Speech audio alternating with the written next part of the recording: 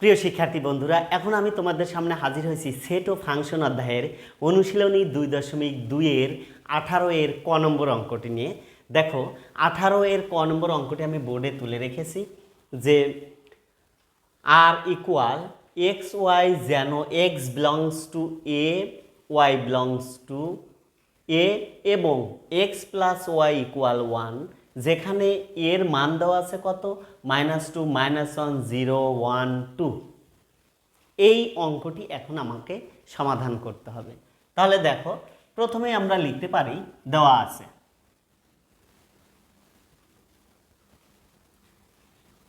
আছে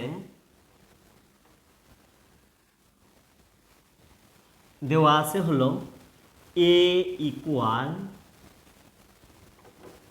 -2, -1, 0, 1, 2, এইটা কিন্তু দেওয়া আছে এবং একটা শর্ত এখানে দেওয়া আছে। শর্তটা কি দেখো, শর্ত দেওয়া আছে এই যে আর ইকুয়াল, আমরা শর্তটা উঠিয়ে নেব, আর ইকুয়াল এক্স ওয়াই, যেন x belongs to A, comma y belongs to A, এবং এক্স প্লাস ওয়াই ইকুয়াল 1, এই শর্তটা দেওয়া আছে। অর্থাৎ এখানে বলেছে কি যে এক্সগুলো হলো এর সদস্য এবং ওয়াইও এর সদস্য, অর্থাৎ এক্সগুলোকে আমরা এর সদস্য ধরব।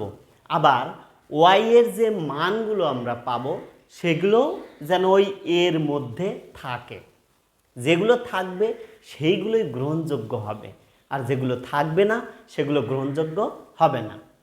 তাহলে দেখো, প্রথমেই আমরা চিন্তা করব এইটুকের কথা। এখানে আমাদের আছে কি এক্স প্লাস ওয়াই ইকুয়াল 1। এখানে আমরা সুতরাং লিখতে পারি এই অঙ্কগুলোতে সবসময় আমরা ওয়াই এর মান বের করব। এইভাবে যে শর্ত থাকবে, তাহলে ওয়াই এর মান যদি আমরা বের করতে চাই তাহলে ওয়াইটা এখানে থাকবে আর এক্সটা প্লাস আছে ওই পাশে গিয়ে মাইনাস হবে।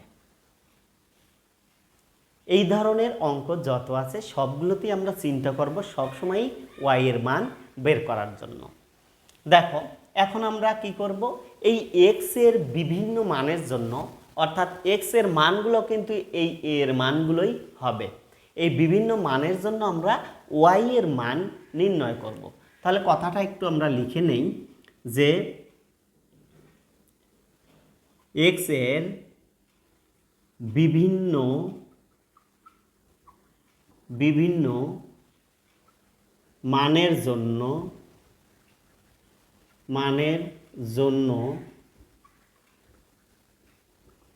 ওয়াই নির্ণয় করি। সরাসরি আমি লিখে দিলাম ওয়াই নির্ণয় করি। তাহলে দেখো, আমরা একটা এখন এখানে ছক আঁকাবো।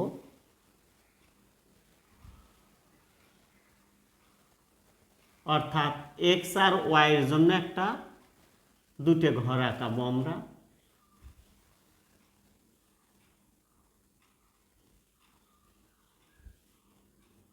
দেখো, প্রথমেই আমরা এক্স লিখলাম এবং ওয়াইটা হলো কি, Y equal X 1 minus X.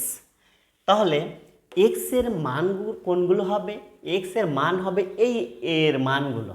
তাহলে ওই মানগুলো আমরা এখানে বসিয়ে দিই, 2, -1, 0, 1, 2। এখন এই যে বিভিন্ন মানের জন্য ওয়াই এর মানগুলো আমরা বের করব। এখন দেখো, প্রথমে এক্স এর মান -2। এখন যদি আমি এই এক্স এর জায়গায় -2টা বসিয়ে দেই তাহলে কি হবে, এরকম দাঁড়াবে কিন্তু, অর্থাৎ ওয়াই ইকুয়াল 1 মাইনাস এক্স এর মান -2 যদি আমরা দেই তাহলে এখানে থাকবে 1 আর মাইনাস +2, তাহলে কত পাওয়া গেল 3 পাওয়া গেল। এখানে আমরা 3 বসিয়ে দিতে পারি, ঠিক আছে। আবার একইভাবে -1 যদি আমরা এখানে বসাই, এখানে যদি আমরা -1 বসাই, দেখো যদি 1 বসাই তাহলে মাইনাস মাইনাস প্লাস হয়ে গেল, 1 1 আর 1 2 হয়ে গেল। তার মানে -1 যখন আমরা এই সমীকরণে এখানে এই এক্সের জায়গায় বসাবো তখন আমরা পাবো 2। এখন দেখো এক্স এর মান যদি এখানে আমরা 0 বসাই, এখানে যদি আমরা 0 বসাই তাহলে কত হবে?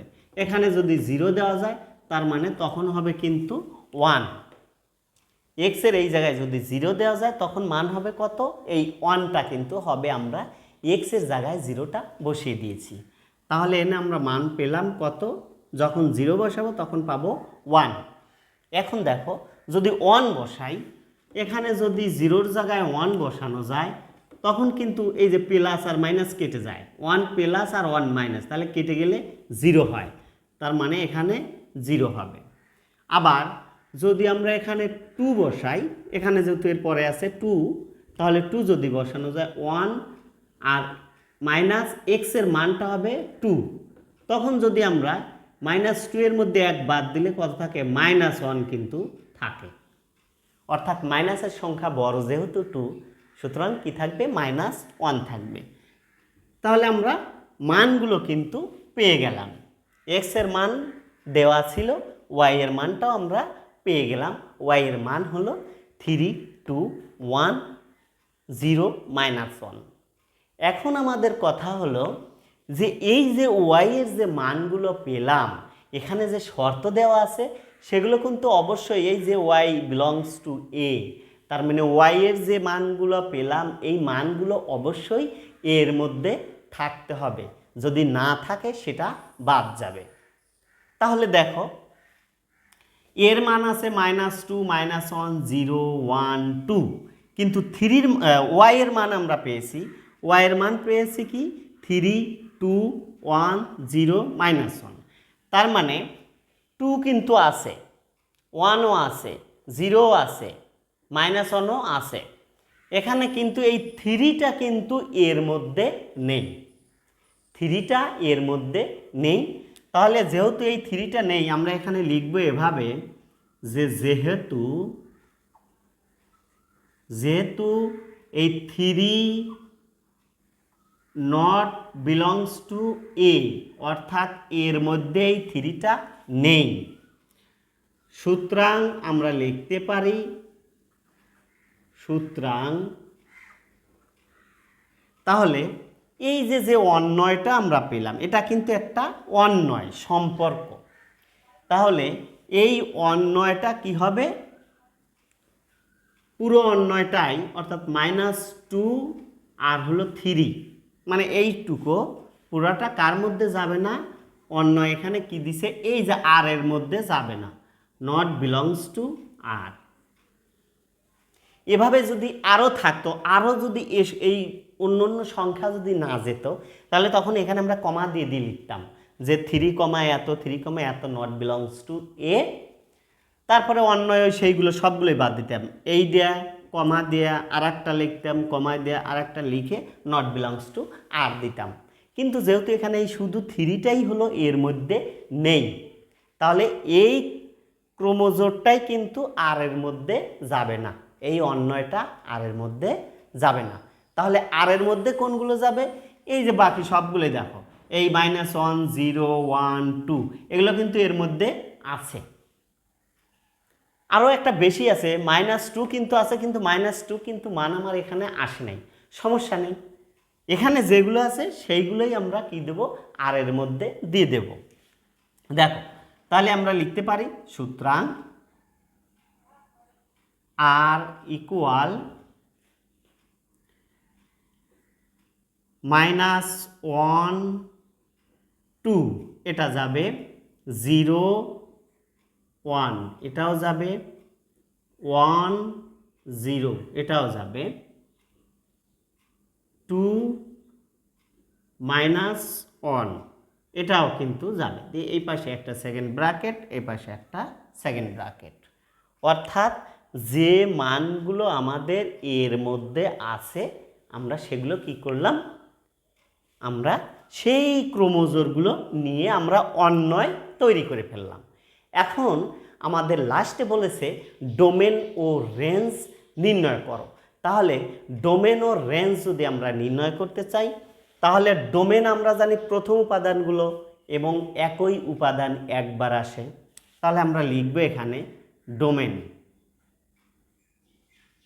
ডোমেন বা ডোম একই জিনিস কিন্তু, আর ইকুয়াল, তাহলে ডোমেন আমাদের প্রথম উপাদানগুলো আসবে। দেখো প্রথম উপাদান এই ক্রোমোজোর, অর্থাৎ এই যে জোড়া আছে এই জোড়ার মধ্যেই প্রথমটা হলো ডোমেন আর এইটা রেঞ্জ।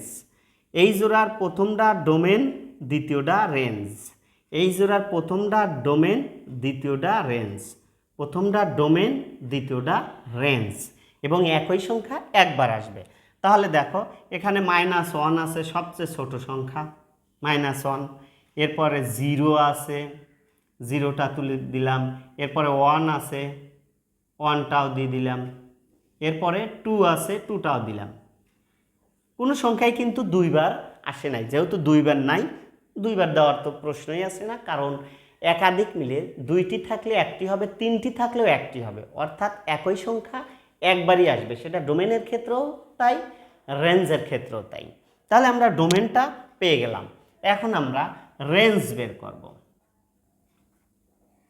রেঞ্জ, রেঞ্জ আর ইকুয়াল, তাহলে দ্বিতীয় উপাদানগুলো হলো রেঞ্জ।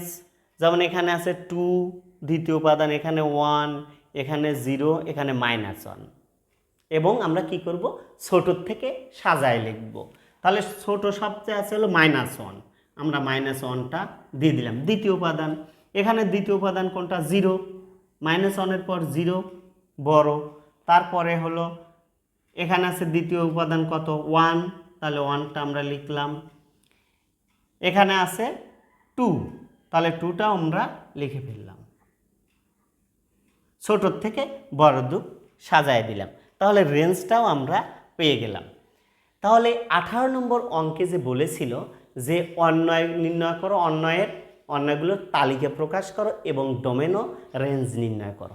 তাহলে আমরা তালিকা প্রকাশ করলাম, তালিকা প্রকাশের সাথে সাথে আমরা ডোমেন ও রেঞ্জও নির্ণয় করে ফেললাম। ঠিক আছে প্রিয় শিক্ষার্থী, আশা করি অঙ্কটি বুঝেছ। আবার দেখা হবে পরবর্তী ক্লাসে। সবাই ভালো থেকো, সুস্থ থেকো, আল্লাহ হাফেজ।